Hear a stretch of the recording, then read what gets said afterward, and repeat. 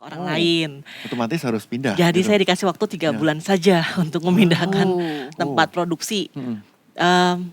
Ya waktu itu langsung zep gitu lah ya, dan untungnya itu Mm. terjadi saya baca lagi di gereja ya, posisinya. Jadi langsung bawa dalam doa, nggak pakai lama. Ya udah waktu itu cuman saya bilang sama Tuhan, Tuhan ini kalau misalnya memang bisnis ini itu adalah visinya Tuhan, saya yakin juga pasti ada penyediaan dari Tuhan.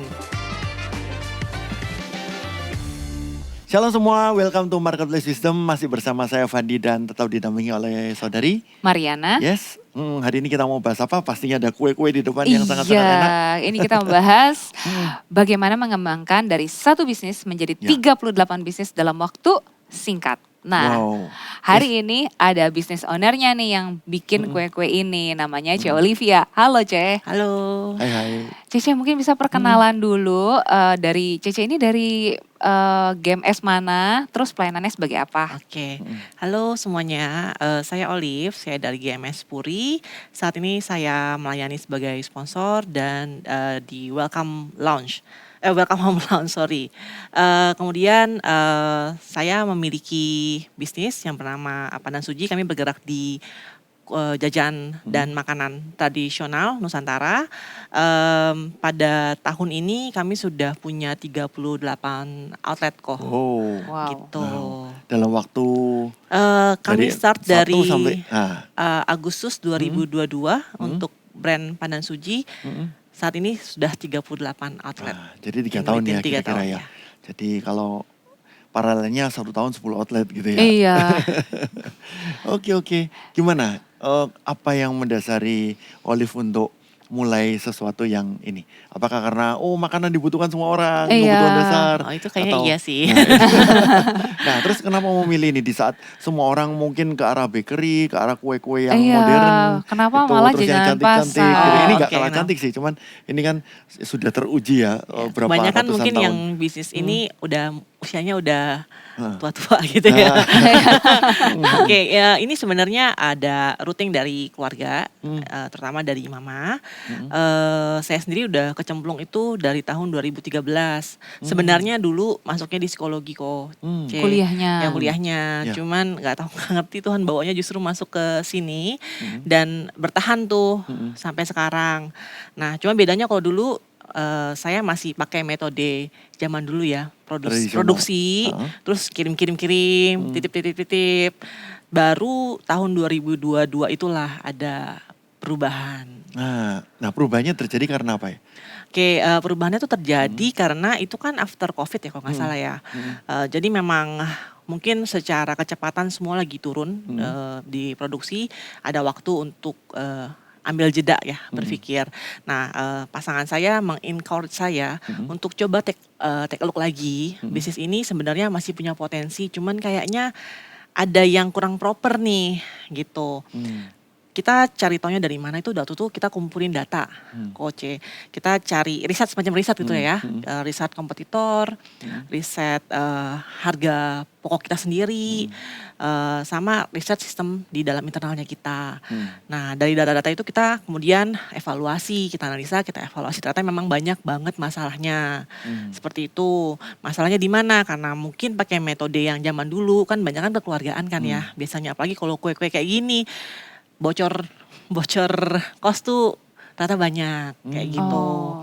Terus ternyata ternyata harga jual kita juga selama ini terlalu murah compare tuh di marketplace gitu, karena kan ada kualitas ya, ada kualitas, harusnya ada harga juga, tapi ternyata kita tuh salah ngasih harga selama ini. Nah makanya kita masuk ke si brand Pandan Suji ini karena kita juga melihat ternyata kita itu nggak perlu loh jadi cuman jadi produsen aja, tapi kita bisa kok masuk jadi retailer sendiri gitu loh. Jadi kita masuk ke bisnis yang end to end, dari dari produksi kita handle, packing, logistiknya kita juga build sistemnya, terus termasuk sistem di penjualan di lapangan dan membangun juga manajemen.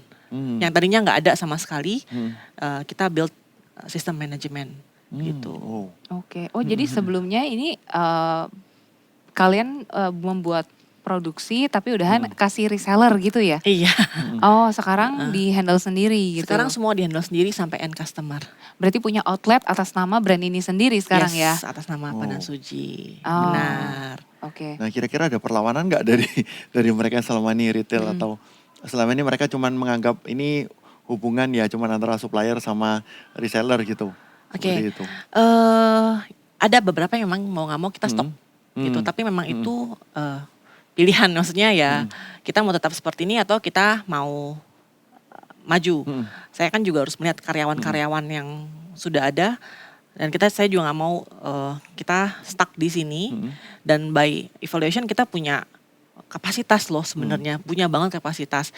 Waktu itu sih sebenarnya waktu memutuskan memang agak berat juga karena berarti kan saya juga ada mutus supply ke saya termasuk pemasukan juga waktu itu. Tapi memang kita bawa doa juga dan kita berusaha juga kita approach dengan model bukan buka counter sendiri, sewa tempat dan lain-lain, tapi kita coba kerjasama sistemnya dengan modern market. Itulah kenapa jadi bisa sangat cepat dalam 3 tahun. Gitu. Oke. Di lokasi-lokasi yang cukup prime ya di Jakarta. Jakarta, Tangerang, dan Bekasi. Sorry, ini maksudnya ke modern market, ke pasar modern atau ke mall gitu? Mall. Supermarket ya. Oh. Ya, Nah, supermarket di mall-mall. Supermarket yang ada di mall-mall. Oh, Ya, kita kan nggak oke. bisa sebut merek ya. Iya, Ya, itu makanya nggak saya sebut. Nah ini central kitchennya satu atau itu? Terus gimana caranya jaga standar untuk Kualitas ya. kualitas Oke, rasa?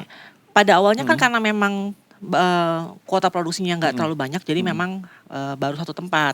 Ternyata setelah kita masuk di modern market, jadi retailer sendiri, mau nggak mau nih produksi nambah terus, naik terus. Jadi ada satu lagi tempat produksi saat ini 2. Tahun 2024 itu saya dapat dorongan dari dalam hati, mungkin Roh Kudus ya maksudnya bicara sama saya, dorong saya untuk cari tempat gitu loh, untuk menyatukan 2 tempat produksi ini. Tujuannya sih banyak yang baik gitu loh, misalnya untuk ya tadi quality control supaya lebih baik, terus cost control juga supaya lebih baik dan lain-lain lah. Karena saya pandang baik, memang 2024 itu saya sempat nyari-nyari tempat nih, lokasi. Tapi ternyata semua tuh mahal-mahal waktu itu. Nah saya sempat kontak Ko Fandi juga ya waktu itu, kok doakan saya ya. Ini saya dapat dorongan sebenarnya untuk cari tempat di Jakarta. Tapi saya kok lihat harga mengerikan semua gitu. Bisnis saya mostly masih bukan yang bisnis udah atas, yang masih di menengah lah ya mungkin ya. Kita juga secara keuangan gak mulai dari wah-wah gitu. Banyak pertolongan Tuhan sebenarnya di dalamnya. Jadi memang deg-degan juga gitu, nih emang bisa gitu cari tempat dengan harga segini. Singkat cerita tahun 2025 di bulan Mei itu saya dikontak oleh salah satu pemilik tempat di mana saya produksi. Dia itu sudah menjual lahannya ke orang lain. Otomatis harus pindah. Jadi gitu. saya dikasih waktu 3 bulan saja untuk memindahkan tempat produksi. Ya waktu itu langsung jep gitu lah ya, dan untungnya itu terjadi, saya baca lagi di gereja ya, posisinya, jadi langsung bawa dalam doa, nggak pakai lama. Ya udah waktu itu cuman saya bilang sama Tuhan ini kalau misalnya memang bisnis ini itu adalah visinya Tuhan, saya yakin juga pasti ada penyediaan dari Tuhan. Yes. Waktu itu juga saya kan bergabung di Biskon, di BEC. Waktu itu sempat diajak untuk BEC ini adalah Biskon Entrepreneur Ya. Class gitu ya. Kita bisa Ya. ada 8 pertemuan secara cepat online itu untuk mengajari dasar-dasar entrepreneur secara GMS. Oh, Seperti oke. itu. Benar. Oke, lanjut. Dan waktu itu dapat sharing session, Bluder Cokro waktu Ya, itu. betul. Nah itu kan memang mengalami banyak sekali tuh, tiba-tiba Ya. jebret gitu loh. Tiba-tiba kayak ada hal-hal besar yang menantang, tapi Tuhan bukain jalan kan. Waktu itu salah satu yang saya ingat tuh itu. Wah ini Bluder Cokro udah sharing nih, baru kayak 3 minggu gitu. Kejadian tiba-tiba saya harus keluar dari tempat saya produksi juga. Tapi puji Tuhan karena kemarin 2024 tuh sudah dipersiapkan gitu ya sama Tuhan. Saya sudah hanya tinggal menghubungi agent-agent yang pernah saya hubungi gitu Agent sebelumnya, property nggak ya? nyari dari nol ibaratnya gitu. Dan somehow bukan tempat yang saya inginkan, malah tempat yang lain yang dia tawarkan yang sebenarnya nggak disewakan kok, C. Itu dijual tempat itu, tapi ownernya bilang itu boleh disewakan. Wah. Dan memang saya bawa doa juga waktu cari, Tuhan kan gini ya, saya kan pilihan tuh banyak gitu ya Coach. Tapi kan saya nggak tahu mana sih yang satu yang dari Tuhan gitu, yang satu bener-bener dari Tuhan tuh mana gitu. Jadi waktu doa, saya doakan spesifik, Tuhan aku boleh tahu ya kalau misalnya emang dari Tuhan tuh, kalau boleh saya mintanya tuh seperti ini, seperti ini, seperti ini, seperti ini kayak gitu. Which is waktu ketemu tempat itu, ketemu pemiliknya itu benar-benar seperti doa yang dijawab dengan lengkap gitu. Dari budget, cara bayar, terus dari sisi ownernya juga sangat support sekali gitu loh sama kita. Justru dia yang ibaratnya kalian jalan dulu gitu, ayo sukses dulu bisnisnya kayak gitu. Malah luar kita yang biasa. dapat support gitu loh dari pemiliknya. Iya. Padahal nggak kenal sebelumnya. Ya. Itu. Puji Tuhan. Nah sekarang berarti dengan central kitchen ini mempertahankan rasa, cost control tadi udah no issue ya? Akan no issues kalau lagi masih direnovasi sekarang. Oh iya. Jadi soon. Sun ya, oke. Oke, ini kalau aku lihat kan dari kalian mempersiapkannya dengan sedemikian rupa kan. Jadi untuk proses pembuatan dapurnya diperbesar, kuantitinya diperbesar, packagingnya juga dirapiin gitu kan. Nah, apalagi sih strategi yang harus dipikirkan ketika kita ini kan sebenarnya kan dari home base nih, dari home home industry ya betul. kan. Terus mau dibikin dengan skala yang lebih besar. Apa aja sih selain itu yang dipersiapkan? Oke, salah satu yang penting itu juga sertifikasi, kemudian haki. Oh, haki hak juga. Intelektual. Brand namanya ya? Iya. Ya, kita Jadi sudah trademarknya daftarkan. udah ya? Belum sampai Belum, trademark sih, udah didaftarkan baru ya? sampai registered. Oke. Ya, sebelum Masih nanti on tiba-tiba ada progress. yang mengklaim ya. Iya. Ya, sama juga untuk halal juga kita sudah lolos. Karena ya itu mempertimbangkan market yang memang diverse di Indonesia. Jadi kebutuhan halal tuh sangat penting sekali ya. Oke, dan waktu itu sempat ngeliat juga nggak sih apakah mau ditaruh pricing strateginya, pertimbangannya tuh gimana ya? Ketika kita mungkin ada para viewers juga lain itu yang sedang menghitung, aku nentuin pricingku mau di level yang mana ya? Target marketku yang mana ya? Nah, bisa sharing dikit nggak tentang hal itu? Oh, Karena tadi kan salah Oke. harga tuh awal-awal Betul. bisnis Oke, kan. oke. Nah, Terlalu murah gitu ya? terlalu murah gitu. Oke. Nah, Kalau dari saya sih pertama ya harus research dulu ya. Mau nggak mau harus keluar, Mau nggak mau harus keluar, cari data, cari tahu kompetitor, cobain. Terus ya mungkin dari insting kita atau dari pemikiran kita pasti kita akan bisa mikir, oh kualitas saya itu sebenarnya di mana sih? Masuk nggak sih sama market yang seperti apa gitu. Jadi jangan-jangan selama ini kita tuh punya produk masuknya tuh di segmen menengah ke atas gitu. Tapi karena nggak percaya diri, akhirnya justru menembak harganya untuk segmen di bawahnya. Jadi kan sebenarnya ada miss opportunity di sana kan. Ya memang harus keluar dan cari tahu dulu. Yang kedua ya mesti analisa dari pengalaman sama kemampuan kita membandingkan produk seperti itu. Berarti dari situ baru nentuin juga, oke berarti saya harus buka outlet di mana nih, gitu kan? Karena kan kalian mau naikin, oh ini kita kualitasnya premium, harga nggak boleh harga biasa gitu kan? Berarti kan udah nentuin itu selanjutnya adalah tempatnya nih, di manakah market saya berada, gitu ya Oke, berarti ya? benar. Demografinya berarti. Demografinya ya. Oke. Ha. Nah, satu kebetulan karena kita sudah pernah supply ke orang, ke tempat lain, jadi kita juga tahu sebenarnya di mana sih barang kita tuh beredar atau produk kita tuh beredar. Kedua, pasti kita visit juga ke tempat-tempat itu, terus membayangkan benar-benar bisa nggak kalau misalnya kita jalan sendiri dan ada di sini. Maksudnya nggak cuman ada booth-nya terus nggak laku gitu ya, tapi ada booth-nya justru laku gitu kan maksudnya ya. Itu memang saya petakan dan memang waktu itu dapat kesimpulan, oh areanya tuh ini. Walaupun pada akhirnya di perjalanan puji Tuhan kan dapat kepercayaan lebih juga dari partner.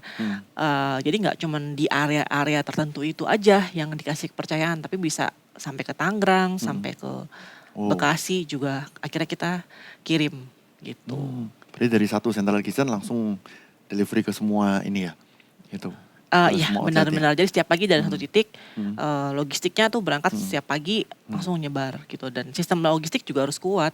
Hmm. Karena ini kan pagi harus jalan bersama-sama.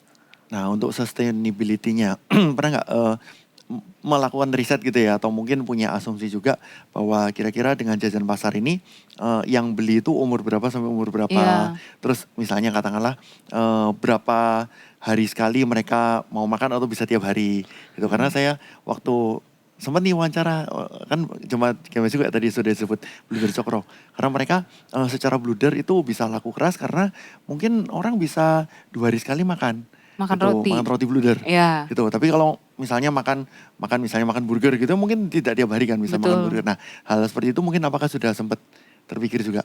Sudah kok. Jadi Secara kalau umur sama secara intensitas berapa kali Oke. ini? Kalau kami tuh konsumsinya? memang mengincarnya tuh area urban ya. Mm-mm. Maksudnya Ah. perkantoran, area perumahan yang menengah ke atas. Ya pasti kalau di area perumahan banyak kan ibu-ibu yang belanja, biasanya jajan, beli buat di rumah. Tapi yang memang kami lebih happy salesnya itu adalah di perkantoran justru. Karena orang kan makan siang, mungkin mumet kerja, turun cari jajanan gitu. Ah, ya. Jajan lah kayak gitu. Jadi memang ada beberapa karakteristik lah ya kalau untuk jajan pasar ini. Yang pasti pertama tuh ibu-ibu ya umuran 30, 40, 50. Lalu ada juga yang pekerja. Dan karena memang kita set untuk market middle ke atas, jadi pasti pekerjanya juga yang ya lumayan lah maksudnya ya di daerah-daerah Jakarta Selatan kayak Ya. gitu. Seperti itu. Kalau bisa berapa kali, ada sih yang setiap hari juga ada. Wow. Iya, iya, iya. Setiap hari juga ada regular customer, ada yang setiap hari langganan. Seperti Oh. itu.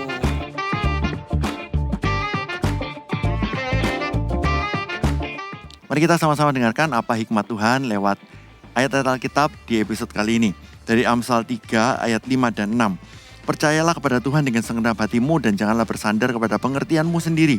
Akuilah Dia dalam segala lakumu, maka Ia akan meluruskan jalanmu. Mari kita sama-sama, mungkin kita belum tentu seberuntung orang lain. Kita mulai hanya dari, katanya orang dari nol. Saya nggak setuju sih, kita mulai dari satu. Kita punya kehidupan itu mulai dari satu. Nah, ketika kita mulai dari satu yang harus kita lakukan adalah percayalah kepada Tuhan dengan segenap hatimu dan janganlah bersandar pada pengertianmu sendiri. Ini membuat kita pengertian penting, pengalaman penting. Kita harus belajar juga ilmu manajemen, accounting, pajak dan lain-lain itu juga penting. Tetapi yang paling penting di atas segala sesuatu ya, mari kita sama-sama percaya pada Tuhan dengan segenap hati kita dan jangan bersandar pada pengertian kita sendiri.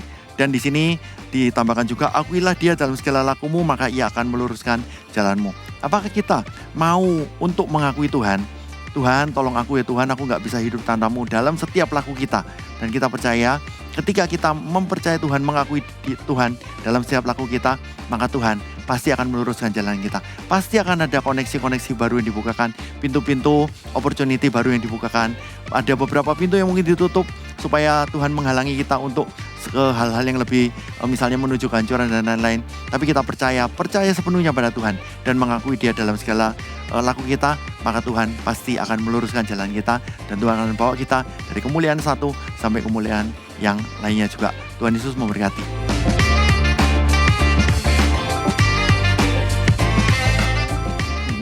Oke. Dan memang setahu saya kalau begini-begini kan secara komposisi gizi dan kesehatan gitu ya. Iya. Gula dan sebagainya itu seharusnya jajanan pasar memang lebih sehat ya, karena tepungnya tepung tapioka ya, bukan tepung terigu. Ya, Gitu ya. kita Pandan Suji itu memang saya punya idealisme untuk produk. Saya nggak mau pakai pengawet kok. Walaupun banyak yang bilang kenapa sih nggak pakai pengawet aja? Soalnya ini kan cuma bisa sehari kan. Iya, Besok betul. bye-bye gitu. Atau malam, besok ya besok. Malam kita udah tarik sih, Oh, malam sudah tarik dan udah nggak kita jual lagi. Tapi saya tetap nggak mau pakai pengawet. Kenapa namanya Pandan Suji? Karena kita juga olah sendiri daun pandan sujinya setiap hari kayak gitu. Di sini selalu ada itu ingredients pandan di setiap ininya? Kecuali gorengan kok. Yang lain ya ada. Yang lain ada, kecuali gorengan Iya, sih gitu. Oke, Iya, oke. iya. Ya, Secara dan keawetan biar besoknya beli lagi. Iya. Gitu. Yang kedua nggak perlu awet, yang penting cintanya awet. ya gitu ya. Oke, lanjut. Oke, oke. Nah, sedikit apa namanya kasih insight juga nih. Tadi kan bilang kan ada kebocoran-kebocoran juga gitu kan. Oke, ini kan kalau jualan kayak gini oke jelas pasti ada waste juga gitu kan, nggak bisa dihindari. Nah, bagaimana ya untuk menekan tadi bocor-bocor halus tadi, apakah dari proses produksinya di apa yang dilakukan berbeda gitu? Nah, satu lagi tambahan. Gimana cara menjaga inventory? Gitu. Jadi maksudnya, oke, punya tepung segini, punya gula segini, punya kelapa segini, itu ternyata mungkin takutnya ntar ada yang bawa pulang, karyawan-karyawan Iya, yang cheating. pengalaman ya ada Heeh. yang itu. Soalnya di F&B selalu kebanyakan ada celah-celah di mana, oh yang ini nggak jelas gitu. Apalagi contoh misalnya restoran all you can eat. Gitu. Iya. Daging berapa? Oh semua ini kok dikasihin customer. Nah gimana caranya Olive untuk bisa jaga inventory? Oke, ini sih jam terbang juga ya kok.